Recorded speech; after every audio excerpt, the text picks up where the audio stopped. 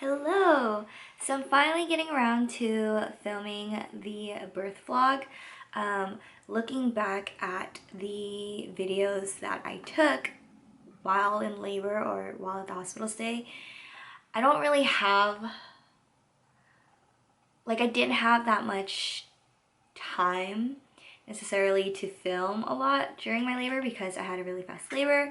And pretty much the 48 hours we were in the hospital, it was just kind of like the videos that I got was just like me talking into the camera, and it wasn't really much, but I still wanted to film this just to kind of remember like my experience like during labor. It happened 3 weeks before her due date, but I'll kind of get into that, and I kind of have notes because there's kind of a lot that happened within like a week. Yeah, within a week. But yeah, I'll kind of try to insert some clips that I have during that time. But there again, there's like not that much, but yeah, I'm just gonna get into it. Esme is currently taking a nap. Hopefully she is able to nap all the way through. She is 6 weeks now. Yeah, 6 weeks and like a few days. Everything kind of starts off a week prior. So August 11th was my last day at work, and then the next day was my first day of maternity leave. I remember I was super excited about that because I knew that I technically had a whole month until her arrival, or her due date, I should say. But honestly, I always knew, like I always had a feeling that she was gonna come early. I just didn't know how early. Anyways, so that Thursday, August 13th, I had an appointment to basically find out what the position of Esme was in.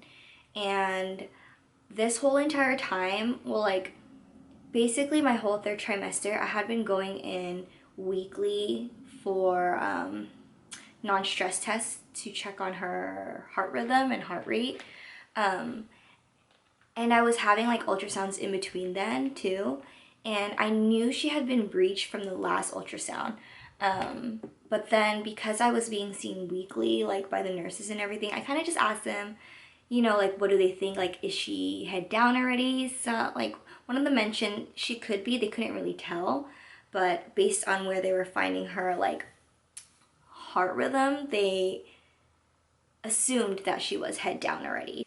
Yeah, so basically I found out she was breached, and I remember I was like so devastated because at that time I was 36 weeks, and I broke down. Like I cried to Tito. I was really upset because I don't know, just something about having like the excitement of being able to experience going into labor and being able to deliver, like vaginally and everything. Like I wanted that whole experience, and because she was breached, they basically said like they recommend scheduling a C-section.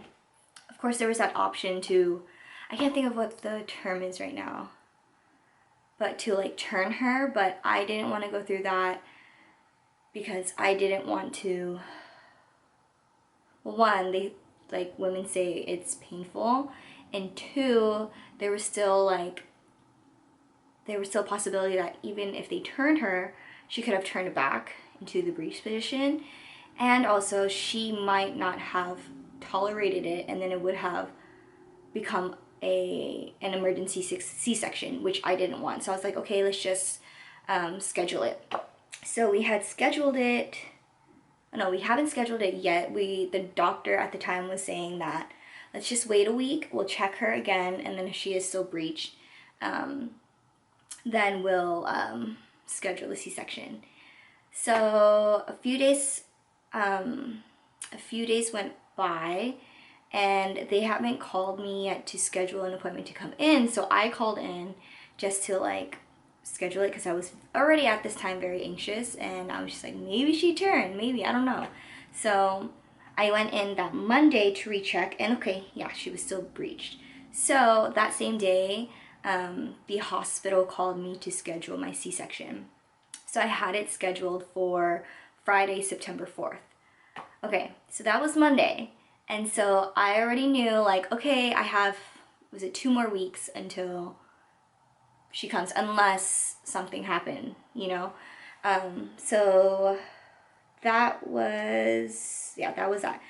And then on Wednesday, August 19th, so during this time, Tito had been working, basically he was like on a night schedule because of everything that was happening at the time. You know, we had the fires, so there was a lot of people out of power. So he was kind of on like what what his job calls like storm mode.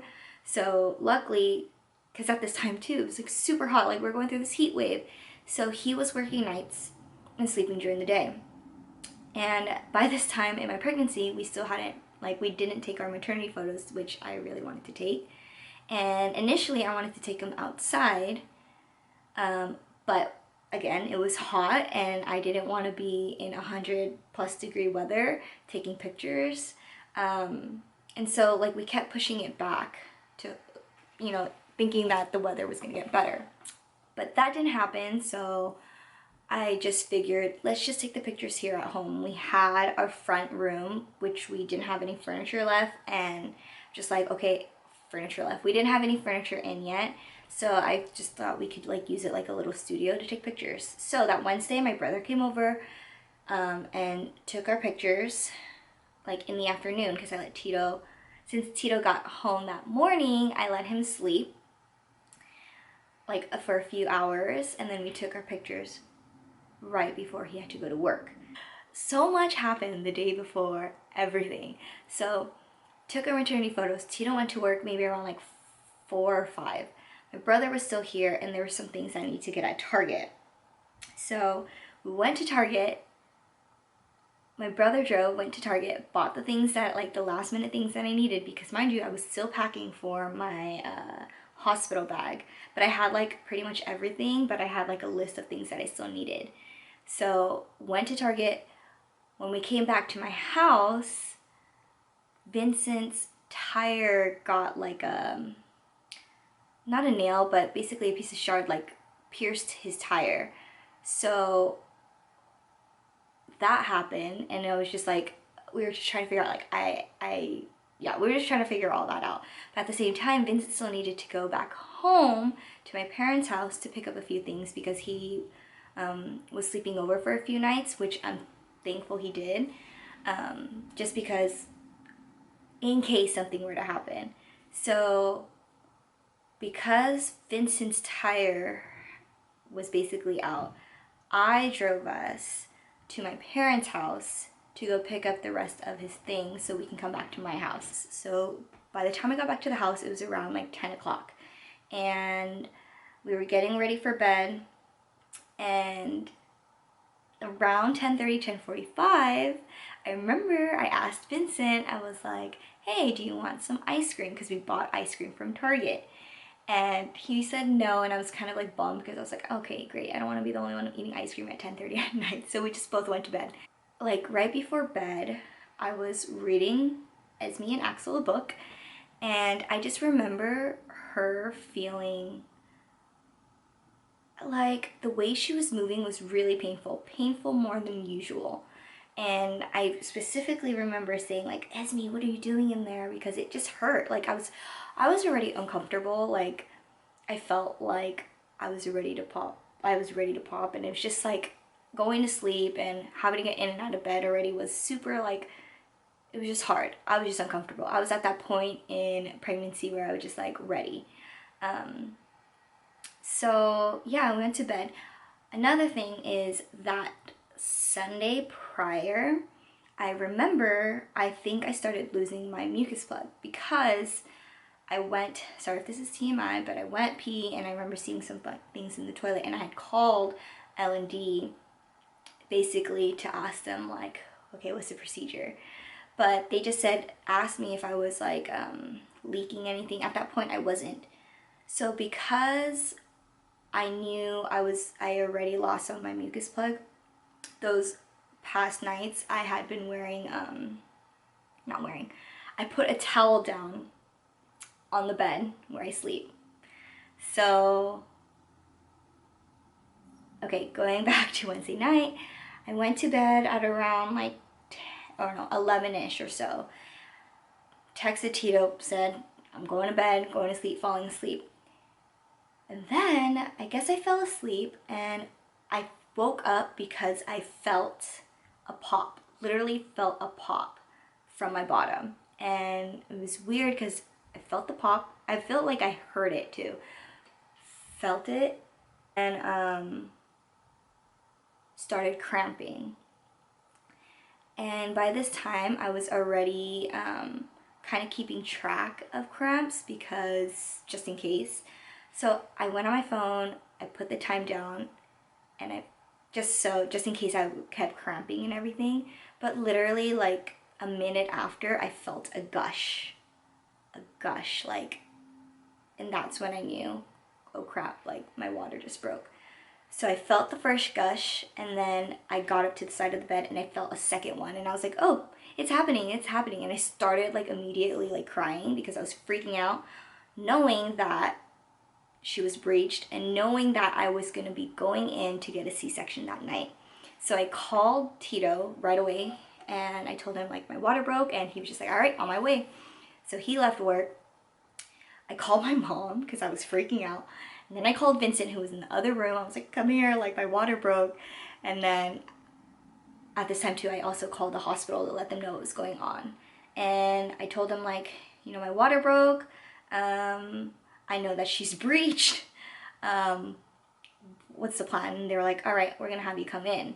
So this time I was still crying. Like I was crying. I was like freaking out because I was just like, holy shit, it's happening. It's happening now. So my brother, thank goodness, I had a whole list of like the things I still needed. He was helping me pack up like the rest of the things, like the stuff that we got from Target and everything. And I think Tito got home within like 15-20 minutes. So he got home. He put the car seat, he installed the car seat into the car because we still did not do that. And then he took a quick shower, and I wasn't feeling any contractions yet. You know, I think I was still just in shock, and yeah, but I was like continuously gushing out everything. So it's 12:21, Thursday, August 20th, and my water broke. So we're getting ready. Tito just got home from work. Just getting ready, packing last minute things. Called the hospital already, and we're gonna get ready to go to the hospital. Okay. So yeah, so that was happening. So I guess by the time we left the house, it was 12:40 or so. Yeah, 12:40 or so. So all this was happening within like 30-40 minutes. So we left the house and we were on our way. So the hospital from us was at least 30 minutes. Yeah, at least 30 minutes. Luckily it was in the middle of the night, so there's no traffic. But that's when I started feeling contractions. And the thing that freaked me out was that I was getting contractions literally every 2 minutes. I was like timing it, and I was freaking out, and it was getting like, it was pretty painful. Like I was still able to breathe and talk through them, but like I had to pause just to kind of focus on breathing through them. And I think the fact that it was coming like every 2 minutes freaked me out even more. And every time I had a contraction, another gush would come out. So I was in the car, you know, I was wearing a pad and everything, but that wasn't enough. So I was like, oh my gosh, it's coming out. I'm freaking out. And then I literally took, like Tito had like a sweater that he brought, and he's like, here, just use this. So I had it wrapped around me, hoping to absorb everything. So we finally got to the hospital. It was 1 o'clock by this time. I remember like Tito tried to park like super far, and I was like, are you serious right now? Like, no, go up to the front. So there's like special parking for like women in labor, so we parked there. And I just remember I was thinking like, I think I was like mad because I was like, really? Like he expects me to walk? But so we got out, And we started walking, like we're literally still outside of the hospital, right in front of the main entrance. And it's weird, it's 1 a.m. and there's these people still like at the bench waiting. I don't know, whatever, for whatever reason. Security guard was up in the front too. And I had to stop because I had another contraction coming. I just remember, like, I think Tito did get this. But I was just like, hold on. And then like it happened. And I was wearing a dress because I prepared a dress because I thought I had a scheduled C-section and I didn't have time to, like, the only sweats that I fit was already packed. So I was wearing a dress and I remember I had a contraction and then another gush. So I was literally like, I was like peeing right in front of the lobby. Hold on. You okay? You okay? I'm literally peeing in my pants right It's now. okay, Oh it's my okay. God. And so I think the security guard saw that I was in pain and like brought a wheelchair out to me, thank goodness. And we finally like we made our way into the L&D, and it took us a while to get checked in, which was kind of annoying because I was like feeling the contractions, and I remember the lady saying like, just breathe through it. I'm like, I'm trying to breathe through it, but I'm like in a wheelchair. Like, I just wanted to be in a room already. Anyway, so that took a while, and we finally got to the like the observation room. And before they brought me in, they needed to take my weight, and I'm not trying to think. Yeah, so they had to check my weight, and I was like, I'm having a contraction right now. Like, I'm still leaking. I think I kept saying I'm still leaking. And they're like, it's okay, we just need to get your weight because, you know, you might be going for a C-section. So that, like, I remember getting up, and then they finally put us into a room. They had me get changed, and literally, like, from then on, it was like so quick. So nurses came in. I had one nurse, I was starting on an IV, also getting some blood. I had another nurse on the other side who was trying to check me in, get me admitted, ask me all the questions. And then a resident came in who was coming in with an ultrasound, and you could tell like he was very flustered because the room is so small. I had 2 nurses plus Tito already. They're trying to get me all settled. He comes in with the ultrasound to check the baby, that the baby is breached, and I don't think the machine was charged because he was in the middle of using it and then it died, and the nurse was like, oh yeah, you need to keep it like plugged in. So we had to plug it in, restart the machine. Anyways, so he was doing that, he was asking all his questions, and yeah, she was still breached. So then he went out, and then what happened?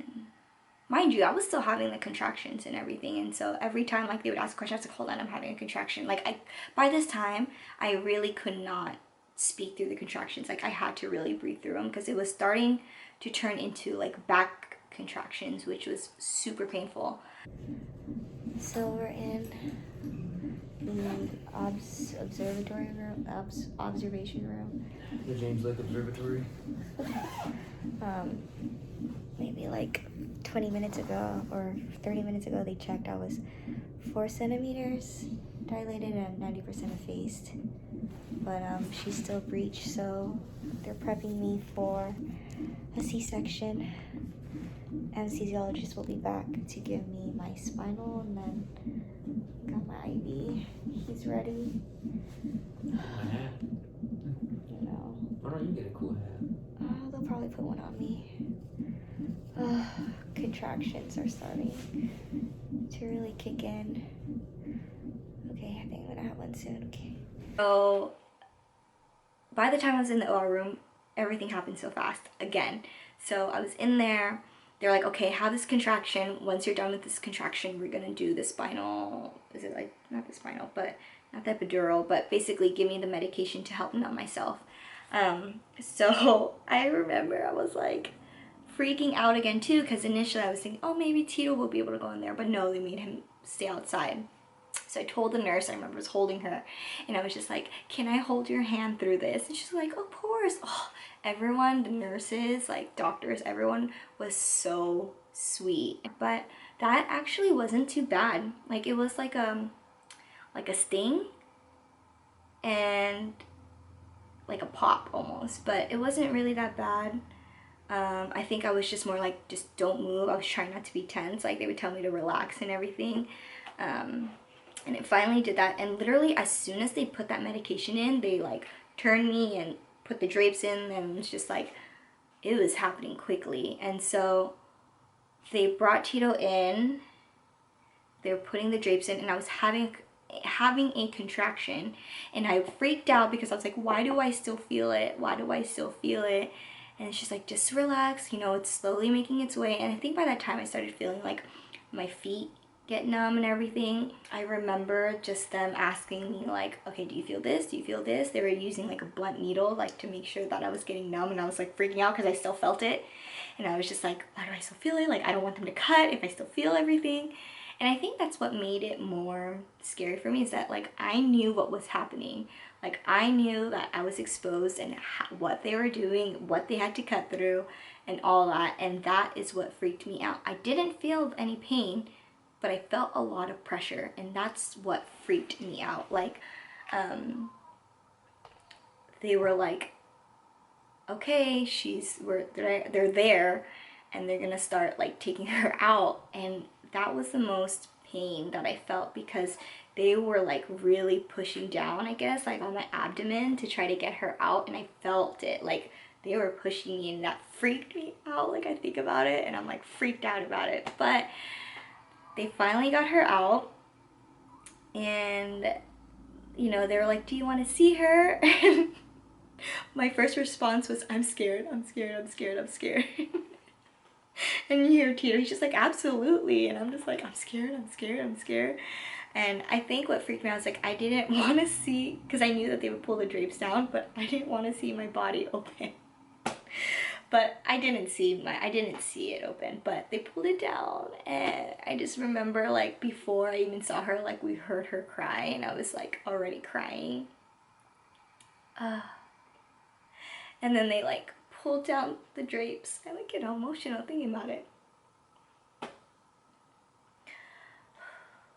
They pulled down the drapes, and they like brought her up to show us, and yeah, she was there. Oh my God, I didn't think I was gonna get emotional. It's been 6 weeks. But yeah, so it was like the craziest moment, seeing her and knowing that that was like our baby. Absolutely. I'm scared. Oh, that's our baby. That's our baby. You guys want to hold her up for them? Let's see her. Let's see her. Do you want to see her? Oh my God, Esme. Esme. Oh Hi, baby. She's Oh beautiful, my guys. God. Babe, you did great. You did great. You did great.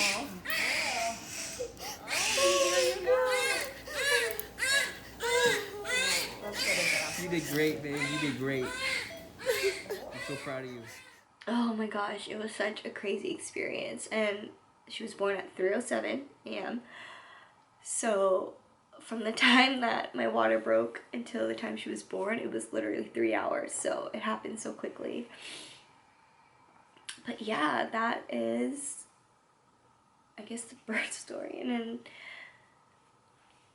after that, they kind of let her be with me, like resting on my chest with us while they were like closing me up and all that. And they eventually brought us to the recovery room. And yeah, that was I guess just the whole labor part of it. I plan to do more updates. I want to do more updates, probably do more vlogs, just because, like I said, like she's growing and changing so much every day, and I want to remember everything. And I know that this moment, this newborn phase, like goes by so quickly, and I want to be able to look back at things and just remember her. And yeah, I don't know how to end this, but that's it. I'm gonna show you her. I'll end it with her since I don't know how to end this. Look how cute she is in Her little swaddle. Oh gosh. Can you say hi?